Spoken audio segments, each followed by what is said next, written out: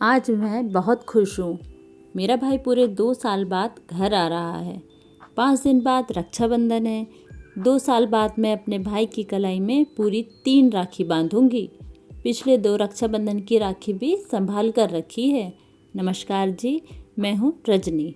हम घर पर पूरे 4 सदस्य हैं, मैं, मेरा भाई, मम्मी और पापा। हम चारों वैसे तो बहुत खुश रहते हैं, पर मेरा बड़ा भाई रजत हमसे अभी बहुत दूर है। ज़्यादा बात नहीं हो पाती है। हफ्ते में एक आध बार बात हो जाती है। वह मेरी ही तरह अपने देश की सभी बहनों और उनके परिवार की दुश्मनों से रक्षा करता है। वह एक सिपाही है, उसकी ड्यूटी बॉर्डर पर है। भैया ने बोला है कुछ सख्त नियमों के तहत ड्यूटी करनी पड़ती है, जिसमें छुट्टियां भी नहीं मिलती है। 3 साल ही हुआ है फौज में नौकरी मिले। रजत पूरे मन से देश की सेवा कर रहा है। दोपहर का समय है, रजत का फ़ोन आता है। पापा से बात होती है और बोलता है कि पापा, इस बार रक्षाबंधन रजनी के साथ ही मनाऊंगा। सभी बहुत खुश हो जाते हैं कि रजत रक्षाबंधन में परिवार के साथ रहेगा।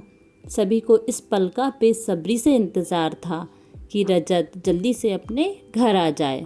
जल्द ही वो पल भी आ जाता है। जब रजत अपने घर की डोरबेल बजाता है, रजनी दौड़कर दरवाज़ा खोलती है। भाई को देखते ही गले से लग जाती है।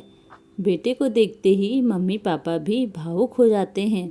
उनकी आंखों से भी आंसू बहने लगते हैं। तभी रजनी की नज़र भाई के हाथ पर जाती है, जो पूरी तरह सफ़ेद पट्टियों से बंधा था। शायद बहुत गहरी चोट थी रजत को।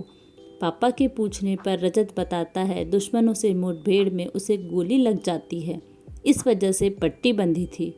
चोट को देखकर घरवाले दुखी तो थे, पर रजत को पूरे 3 साल बाद सामने देख सभी बहुत खुश थे। दूसरे दिन रक्षाबंधन था। रजनी बहुत खुश थी कि पुरानी 2 राखी भी आज उसके भाई के हाथ में बंधेगी। रजनी आरती की थाल सजाकर भगवान के समक्ष यह प्रार्थना करती है कि उसका भाई हमेशा खुश रहे और इसी तरह देश की सेवा में अपना योगदान देता रहे, और अपने ईष्ट को धन्यवाद देती है कि इस रक्षाबंधन उसका भाई उसके साथ है। फिर अपने भाई की आरती उतारकर उसे पिछले 2 वर्ष की राखियाँ और महीने भर पहले खरीदी राखी तीनों को अपने भाई की कलाई में बांध देती है। आज का दिन सभी के लिए बहुत खुशी का दिन था। रजत खूब सारी बातें बताता है अपनी ड्यूटी के बारे में। सभी को बहुत गर्व था कि रजत देश की सेवा में अपना महत्वपूर्ण योगदान दे रहा है। इसी तरह 15 दिन बीत जाते हैं और रजत की छुट्टियां भी समाप्त हो जाती हैं, और फिर से रजत अपनी ड्यूटी के लिए निकल जाता है। रजत की ही तरह सभी जवान भाई अपने परिवार से दूर हमारी रखवाली करते हैं। हमें हमारे जवानों पर गर्व है।